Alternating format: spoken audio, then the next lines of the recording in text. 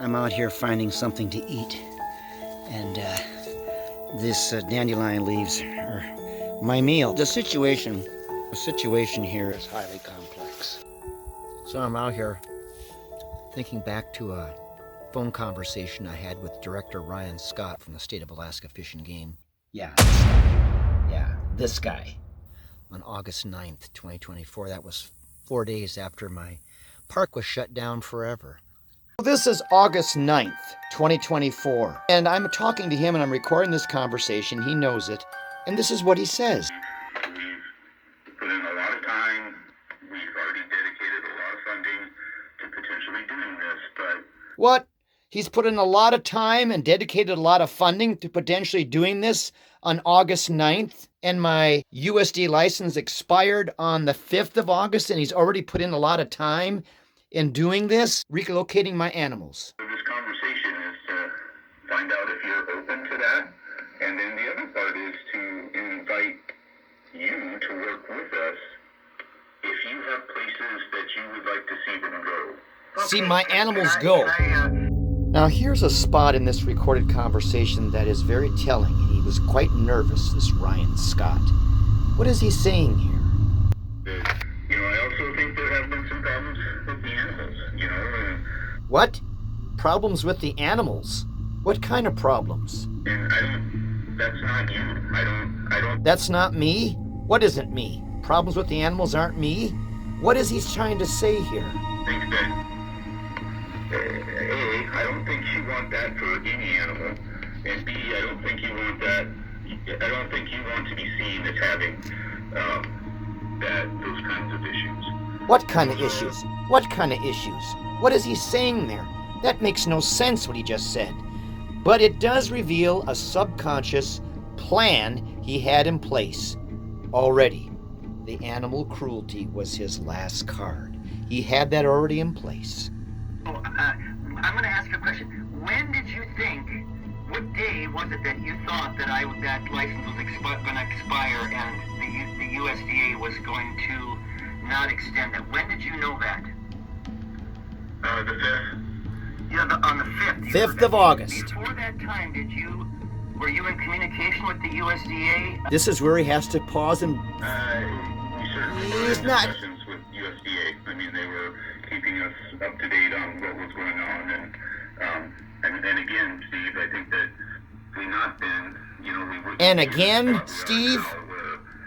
We do have some preparations made. Should we need to move animals out? Okay, but when did these preparations by the department start to be formed? What was the date on that? Gosh, Steve, I don't know. Oh. I have to go back and look. Oh, my. Was it last winter? Yeah, I don't know. Was it last winter? No. No. Yes. Was it last winter? No. This is all within the last week, 10 days. Okay. What? Okay, that's good. That's good to know. So you mean to tell me that you set aside funding and made all these preparations and figuring out where to put my animals a week, 10 days after the 5th of August, 2024? Keep talking. I'm listening. Notice how he's breathing heavy here. He's a liar. Some of the wording that's been used, I want to let you know that the wording that I chose to use when we found out that the USDA permit was going to expire was that recognizing all the animals are there and you're there, the word I chose to use was suspend your permit, not revoke it. And I chose that word specifically because I want to have this discussion with you. Stop! Because he wants to have a discussion with me to make sure that I cooperate. So he's just going to suspend it. But by December 27, 2024, he revoked it because he knew that I was not going to go along with their plan and that the USDA hearing was January 17th. I was not going to give in to their pressure. That's when he revoked it. And that is, I allege, when they started to make plans for the raid. The intent intent is to never euthanize an animal from your facility. We have done a lot of groundwork and a lot of legwork to identify reputable holding spots for it. What? Already he has? I hope that you will actually consider calling it good at this point. And I say that with a very heavy,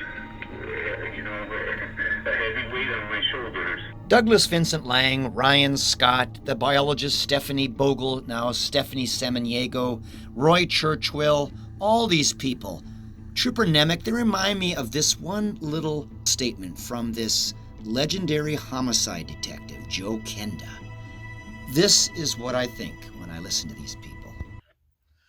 I want you to lie to me because innocent people don't have to lie. Guilty people know they must. I worry about you, frankly, and I worry about the animals. And those are our two... He worries about the animals, right. You lying bastard. So at the end of this long-winded, bloviating Ryan Scott talking and talking, he agreed to talk again on the 19th of August.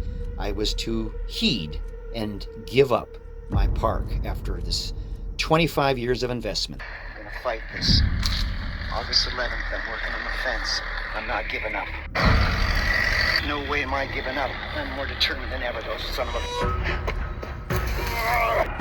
Waiting for my veterinarian to come on August 17th, 2024. Still waiting for the veterinarian. Veterinarian, please, please, please, please be with the veterinarian. Is this the veterinarian?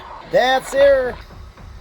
So the veterinarian is gone. Veterinarian. And very impressed with the health of the animals here on August 17th, 2024. There's nothing wrong at all.